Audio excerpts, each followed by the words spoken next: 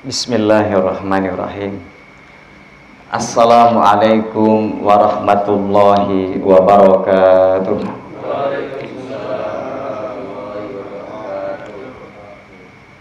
Alhamdulillah.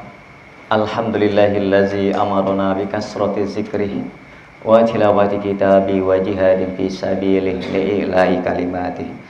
Asyhadu an la ilaha illallah wa asyhadu anna sayyidana Muhammadan abduhu wa rasuluh sahadatan tunji qailaha min azabih. Wassalatu wassalamu ala sayyidina Muhammadin abdihi wa rasulih wa ala alihi wa sahbihi. Ilahi anta maqsudi wa ridhaka matlubi a'tini mahabbataka wa ma'rifataka. Jamaah salat subuh yang dirahmati oleh Allah Subhanahu wa taala. Dalam kesempatan ini kita belajar niatkan untuk menghidupkan Islam. Kita belajar menuntut ilmu sebagaimana ada qaul yang menyatakan may yuridillahu bihi khairan yufaqihu fiddin.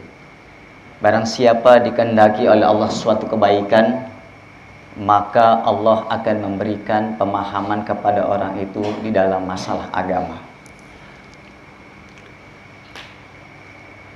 Bahkan ada suatu hadis yang dinyatakan oleh Rasulullah dari Abi Dzar radhiyallahu an, semoga Allah meridhoinya. Inna huduru majlisi dzikri afdalu min sholati alfi raq'ah wa syuhudi alfi janazah wa iyadi alfi maridin. Sesungguhnya menghadiri majlis zikir sebentar saja itu lebih utama dibandingkan sholat sunnah sebanyak 1000 rakaat dan wasyuhudi alfi janazah, menggiring atau mengurus menyaksikan jenazah sampai dikuburkan 1000 jenazah. Wa iyadu alfi maridin, dan lebih utama daripada kita menjenguk orang sakit sebanyak 1000 orang sakit. Kita duduk di majelis ilmu. Bahkan hadis Nabi lain menyatakan idza mara'aitum riyadul jannah farta'u fiha. Faqila ya Rasulullah majlis zikir. Kata Nabi, ketika engkau melihat taman-taman surga, engkau berjalan melewati taman surga, maka farta'u, maka duduklah bersama mereka, fajlis ma'ahum. Kemudian sahabat bertanya, apa ya Rasul? Rasul menjawab, majlis zikir. Subhanallah. Bahkan Imam Atha ibnu Aribi Rabah, semoga Allah meridhoinya, menyatakan huduru majlis ilmi yukaffiru sab'ina majlisan min majalisil lagwi walla. Menghadiri majlis ilmu itu dapat menggugurkan 70 majlis dari majlis-majlis lagu, majlis yang nganggur, yang tidak ada bermanfaatnya, dan walab, majlis permainan. Jadi 70 majlis permainan itu dapat dihapus, ditanggung oleh orang-orang yang menghadiri majlis ilmu. Kita lanjutkan pembahasan kita tentang wasiat Nabi yang disampaikan oleh Nabi, diberikan kepada Sayyidina Ali karramallahu wajhah. Bismillahirrahmanirrahim. Ya Ali, wahai Ali, sholli, Salatlah engkau bilaili, di waktu malam. Berarti salat apa itu waktu malam tadi? Qiyamul lail, salat tahajud. Alaikum bi qiyamul lail fa innahu da'bus sholihin. Hendaklah kalian bangun di tengah malam, mengambil air wudhu, kemudian melakukan sholat, lalu bermunajat kepada Allah Subhanahu wa Ta'ala, karena sesungguhnya itu adalah merupakan pekerjaan perbuatan orang-orang saleh.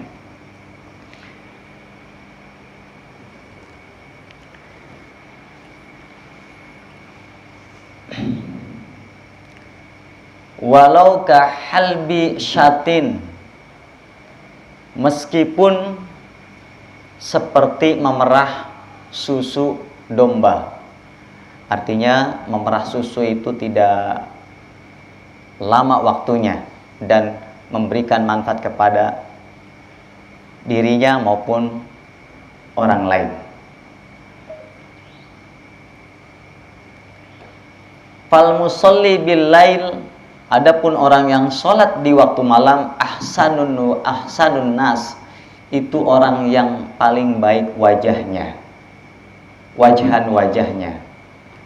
Nanti di yaumil qiyamah dibangkitkan dari alam kubur, dikumpulkan di padang mahsyar, maka orang-orang yang qiyamul lail, bangun di tengah malam, maka wajahnya bersinar, bercahaya seperti cahaya bulan purnama yang terang benderang, meskipun di dunianya hitam kelam. Meskipun di dunianya hitam, tidak ganteng-ganteng amat, kayak yang ngomong. Ketika dibangkitkan dari kubur, dikumpulkan di padang mahsyar, maka wajahnya bersinar. Bekas apa? Bekas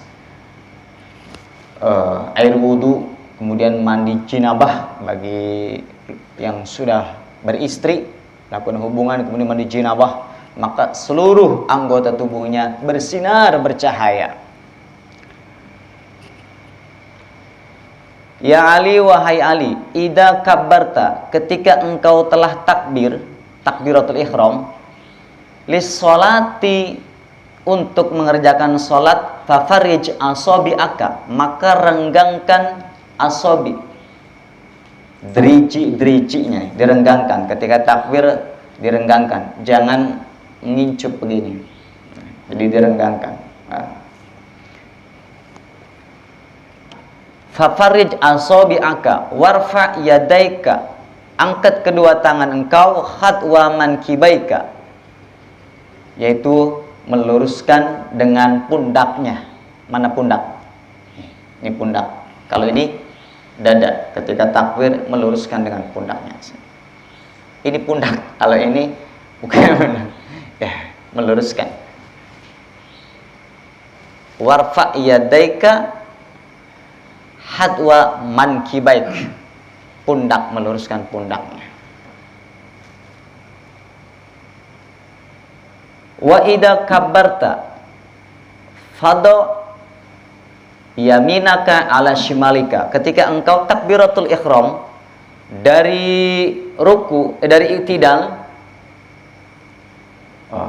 wa idza kabbarta, dan ketika engkau telah takbir, fado yaminaka, maka letakkan kedua tanganmu ala shimalika, di atas tangan kirimu. Nah, setelah takbir berarti kanan di atas, kiri di bawah. Tahta surotika, di bawah pusar. Pusar ini. Tangan kanan di atas, tangan kiri di bawah. Ada yang di sini. Ya. Nabi berpesan kepada Sayyidina Ali, fado yaminaka, ya, ala shimalika, tahta surotika. Tahta itu di bawah, kalau ala di atas. Tahta surotika, di bawah pusar. Ada yang begini? Nabi begini. Oke. Wa idza raka'ta, dan ketika engkau telah ruku, fado yadaika ala rukbatika, maka letakkan kedua tanganmu di atas lututmu. di atas lutut. Ala rukbatika wa farij baina asabiaka, dan renggangkan derijinya. Deriji apa Ustaz bahasa Indonesia Ustaz? Jari-jarinya direnggangkan, ya. Jari-jarinya direnggangkan. Di sini Jawa, mananya Jawa itu. Ketika engkau ruku, maka letakkan kedua tanganmu di atas lutut dan renggangkan jari-jari tangannya. Driji kalau Jawa, orang Jawa. Kalau salah diingatkan, takutnya salah. Ya Ali, wahai Ali, asfir, bergegaslah engkau bisubhi untuk melakukan sholat subuh. Bergegas untuk melakukan sholat subuh. Kenapa? Karena di dalam kitab Tanwirul Qulub dijelaskan halaman 120 baris ke 8 dari bawah, karangan Syekh Amin Kurdi, ya. Man sholla as-subha, man bermula siapa itu sholat, telah melakukan sholat siapa man, siapa orang, as-subha akan sholat subuh, fi jama'atin, dengan berjamaah, arba'ina yauman, selama 40 hari, lam tafuthu rakaatun wahidatun, dan tidak tertinggal satu rakaat pun. Barang siapa yang sholat subuh berjamaah selama 40 hari dan dia tidak tertinggal satu rakaat pun dengan imam, kataballahu lahu bara'atun minan nar, maka Allah akan mencatat baginya orang tersebut dibebaskan dari api neraka. Wa bara'atun minan nifaq, dan dibebaskan bagi orang yang melakukan sholat subuh selama 40 hari tidak putus, kemudian tidak tertinggal satu rakaat pun bersama imam, maka dibebaskan juga dari sifat nifaq. Kalau orangnya namanya munafik, sifatnya nifaq. Orang munafik itu tempatnya fidarkil asfal, di neraka yang paling dasar. Itu tempatnya orang nifaq. Orang yang sholat berjamaah subuh selama 40 hari, maka dibebaskan dari api neraka dan dibebaskan dari sifat nifaq. Nifaq itu hati, gambarnya hati dengan ucapan tidak sesuai. Dia ngaku beriman tetapi dia dusta. Hatinya membelakangi. Kurang lebih begitu, Ustaz.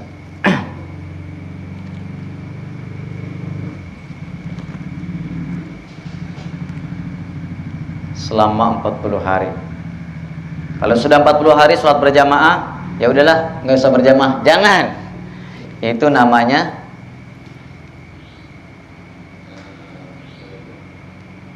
tidak istiqomah. Tertipu, terbujuk lagi oleh syaitan. Wasolli, dan sholatlah engkau Ali al-maghriba, akan sholat maghrib ba'da ghiyabis syamsi, setelah terbenamnya matahari, bi qadri halbi syatin, dengan perkiraan waktu memerah susu kambing. Artinya waktu maghrib ini tidak panjang, berbeda dengan sholat subuh, sangat singkat sekali. Tetapi di dalam waktu maghrib yang singkat ini banyak ampunan-ampunan Allah, anugerah-anugerah Allah yang diberikan bagi mereka yang mau sholat maghrib dan menghidupkan antara maghrib dan isya. Fa inna dzalika, maka sesungguhnya hal yang demikian tadi, itu min khisalil anbiya, merupakan dari perbuatan para nabi alaihimussalam. Ya Ali, wahai Ali, alaika, wajib atas engkau, bisolatil jamaati, dengan melakukan sholat berjamaah. Fa innaha, maka sesungguhnya sholat berjamaah, indallahi, di sisi Allah subhanahu wa ta'ala, itu kamasyika ilal haji wal umrah, sama seperti orang yang melaksanakan ibadah haji dan umrah. Sholat berjamaah sama dengan orang yang melakukan ibadah haji dan umrah.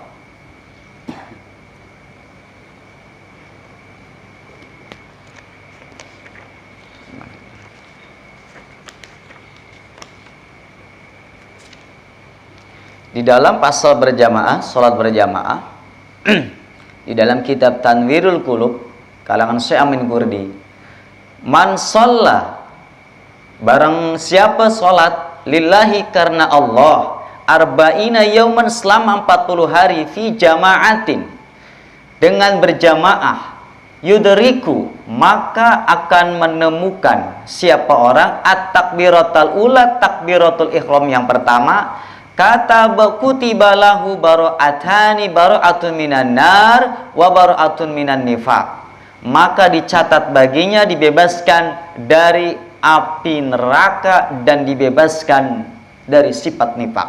Tadi sholat subuh, kalau ini sholat berjamaah, tidak disebutkan subuh dan sholat apanya. Kalau yang tadi di Ihya juga ada, di Ihya Ulumuddin, di kitab-kitab yang lain banyak sekali tentang berjamaah. Bahkan ada hadis yang diriwayatkan, yang dikeluarkan oleh Abu Dawud, Imam Abi Dawud, tentang berjamaah.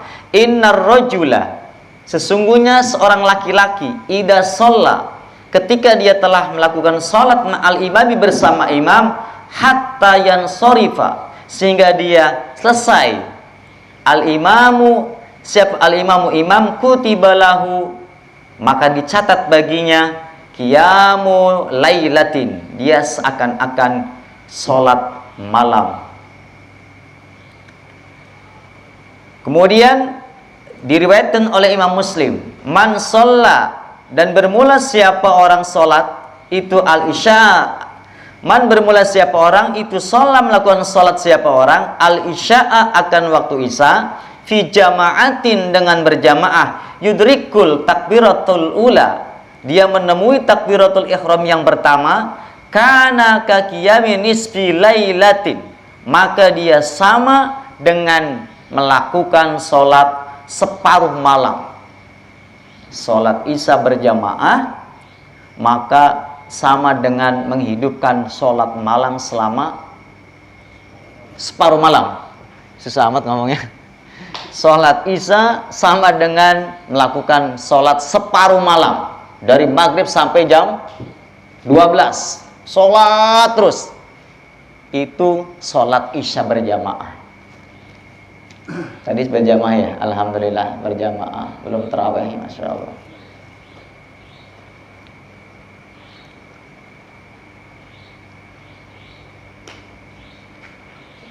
Waman sholat, waman, dan bermula siapa orang, itu sholat, telah melakukan sholat siapa man, as-subha, akan sholat subuh, fi jama'atin, di dalam berjamaah bersama imam, faka'annama, maka seakan-akan orang tersebut sholat al-laila kullahu, maka sama seperti orang sholat malam suntuk, semalam suntuk. Sholat subuh berjamaah dianggap semalam suntuk sholat. Hadis ini diriwayatkan oleh Imam Muslim dan lainnya. Bahkan dalam hadis lain dinyatakan, ma min salasati fi qaryatin aw badwin la tuqamu fihim al jama'atu illa sta'wada alaihim syaitan. Tidaklah dari tiga seseorang di dalam Korea atau di hutan, dia tidak mendirikan sholat berjamaah, maka orang tersebut dapat dikalahkan dengan setan. Jadi 3 kampung tidak ada orang yang melakukan sholat berjamaah, maka 3 kampung itu dapat dikendalikan semuanya oleh iblis, oleh setan. Makanya hukumnya fardu kifayah. Ada yang menyatakan fardu ain, ya. Fardu, ada yang fardu kifayah. Fardu kifayah itu setengah wajib. Bila satu kampung ini tidak ada sholat berjamaah, maka satu kampung itu berdosa semuanya. Maka yang sholat berjamaah ini adalah menolong bagi ikhwan-ikhwan kita, saudara-saudara kita yang tidak sholat berjamaah. Dengan catatan kondisinya tidak zona merah. Kalau zona merah, beda lagi nanti usul fikihnya.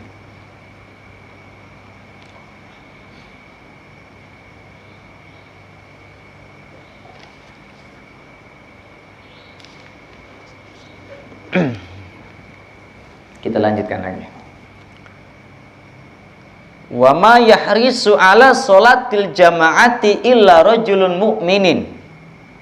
Tidaklah seseorang mencintai, senang dengan sholat berjamaah kecuali orang yang beriman, yang telah Allah cintai. Qad ahabbahullahu. Jadi tidaklah seseorang dicintai oleh Allah Subhanahu wa taala kecuali orang itu melakukan sholat berjamaah. Dan ada hadis lain menyatakan sampai apa Ustaz? Rumahnya dibakar Ustaz ya. Gitu. Wa ma yazhadu fiha illa munafikun qad abghadahullah. Dan tidaklah menjauhi sholat berjamaah, berat untuk melakukan sholat berjamaah kecuali itu orang munafik. Tetapi ini adalah untuk kita. Jangan kita udah sholat berjamaah kita menilai orang lain mau munafik. Ya, itu salah juga. Kita kejebak juga. Ketika kita mengetahui suatu masalah agama, kembali kepada kita. Ya. Karena banyak orang yang ahli maksiat, tiba-tiba dia beriman kepada Allah sehingga dia menjadi orang yang derajatnya mulia di sisi Allah. Bahkan tidak sedikit orang yang ahli ibadah, namun karena ujub dia tertipu, membanggakan dirinya sehingga dia dihinakan oleh Allah. Man takabbara wada Allah, man tawadu'a rafa Allah. Jadi ini kembali ke hati kita, dikendalikan hatinya. Ketika kita mempelajari ilmu Allah, ilmu yang bermanfaat adalah ketika kita mendengar ilmu itu semakin tambah semangat ibadah, semakin tambah dekat sama Allah, semakin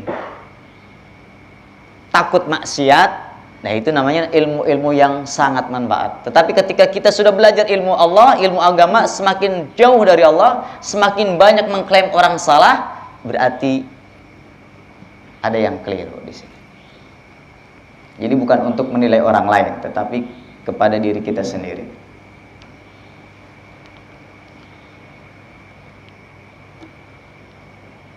Ya Ali, wahai Ali, ahabbul ibadi ilallah,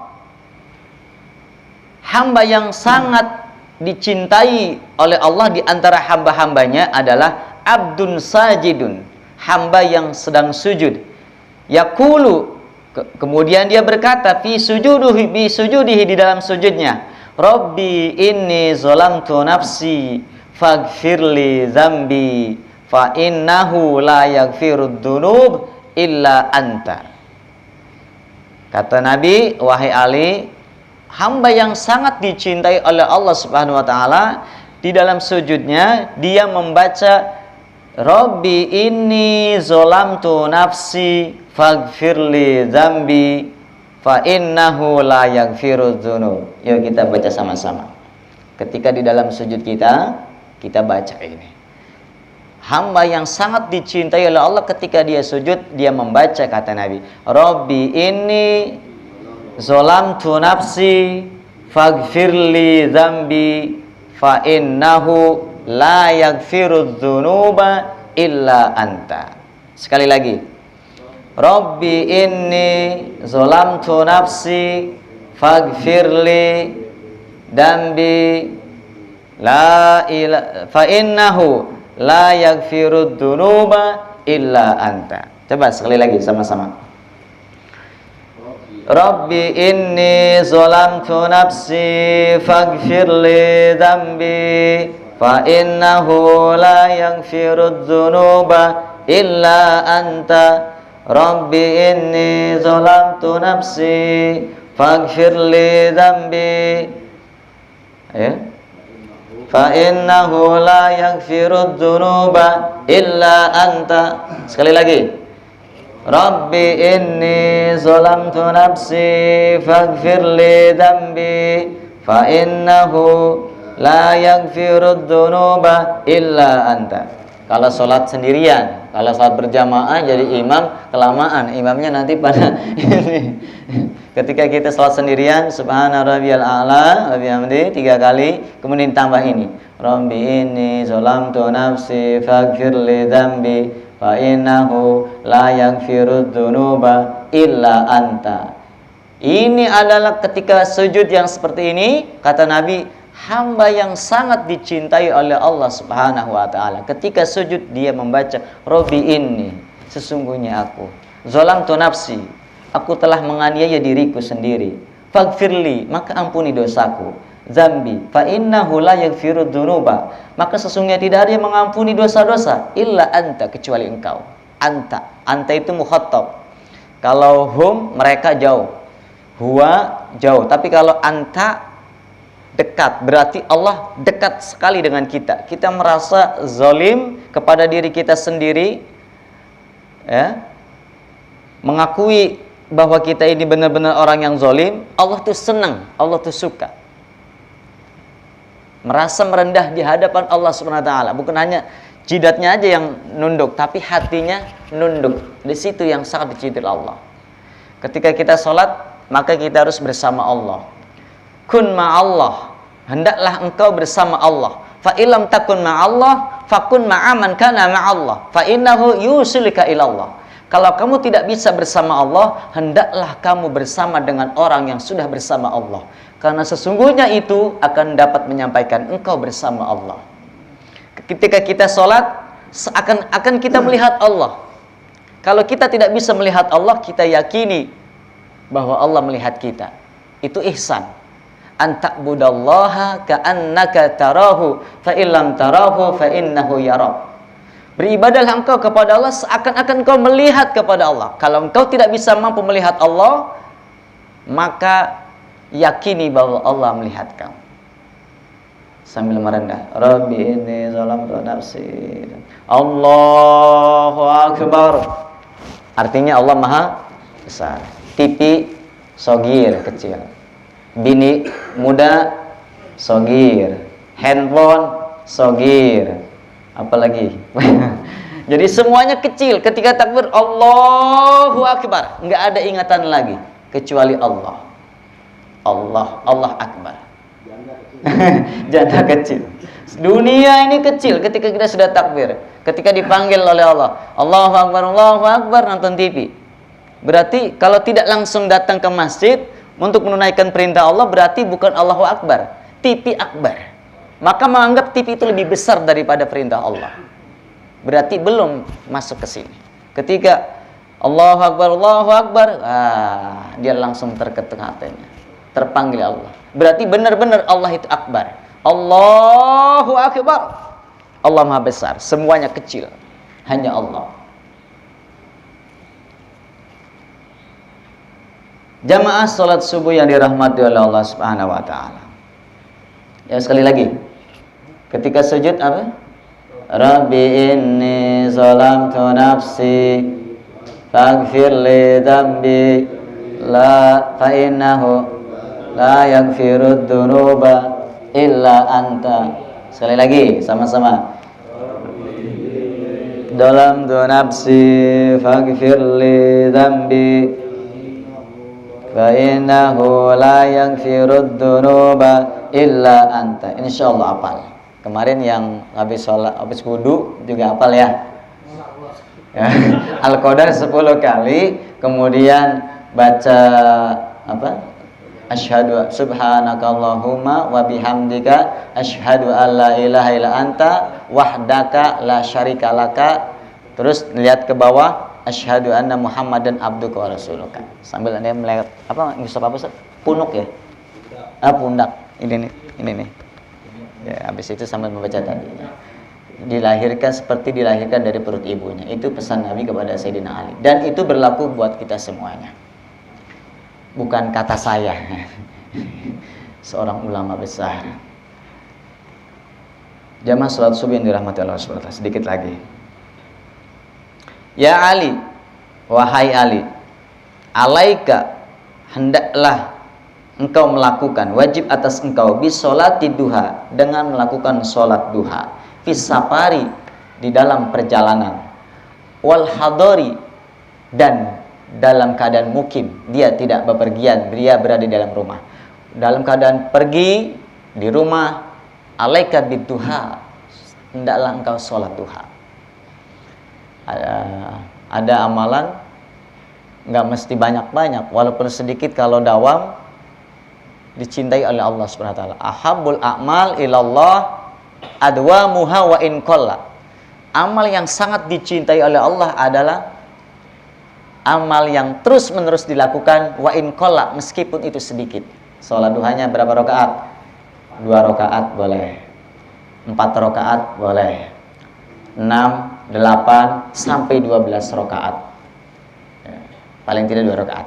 Fa innahu, maka sesungguhnya salat duha, kata Nabi, idza kana yaumal qiyamah, nanti pada hari kiamat, yunadi munadin, ada suara yang memanggil-manggil, min fauqis sarfil jannah, dari atas kemuliaan, dari surga, ainal ladzina kanu yusalluna duha, mana orang-orang yang dulu pernah sholat duha, dicari. Mana orangnya, mana. Bukan kita mencari surga, dicari sama suara-suara panggilan itu yang sholat duha. Bukan pengen jodoh doang, rezeki lancar doang, ya. Sholat aja udah, urusan itu mahal udah, ya. Ainal ladzina kanu yusalluna duha, mana orang yang sholat duha? Oh, ternyata Kang Teddy dulu rajin sholat, dipanggil oleh Allah. Yang nggak sholat duha nggak dipanggil. Bahkan dia mengatakan, udhulu min babi duha, masuklah engkau semua ke surga dengan melewati pintu duha, bisalamin, dengan selamat, aminin, sentosa. Wa ma ba'asallahu min nabiyyin illa wa amarahu bi sholati duha, dan tidaklah Allah mengutus nabi kecuali Allah memerintahkan sholat duha. Ya Ali, wahai Ali, min karamatil mu'min, separuh daripada kemuliaan seorang yang beriman, orang mukmin, zaujatun muwafiqatun, pertama dia memiliki istri yang muwafaqah, istri yang taat, istri yang soleha, tanda bahwa orang itu mulia. Yang kedua, wassolatu jamaati, dia sholat berjamaah. Yang terakhir, wajironu yuhibbunahu, yang ketiga dia memiliki tetangga yang sangat mencintainya. 3 kemuliaan seorang mukmin. Yang pertama adalah dia memiliki istri yang soleha. Yang kedua, dia gemar melakukan sholat berjamaah. Yang terakhir, dia memiliki tangga yang mencintai dirinya. Jamaah sholat subuh, soimat yang dirahmati oleh Allah SWT, ini saja yang dapat Al-Fakir sampaikan. Mudah-mudahan sedikit ada manfaatnya. Wabil khusus Al-Fakir dan umumnya para jamaah sekalian. Wabillahi taufiq wal hidayah. Wassalamualaikum warahmatullahi wabarakatuh. Mari kita tutup majlis ini dengan kifaratul majlis. Subhanakallahumma wa bihamdika, asyhadu an la ilaha illa anta, astaghfiruka wa atubu ilaik.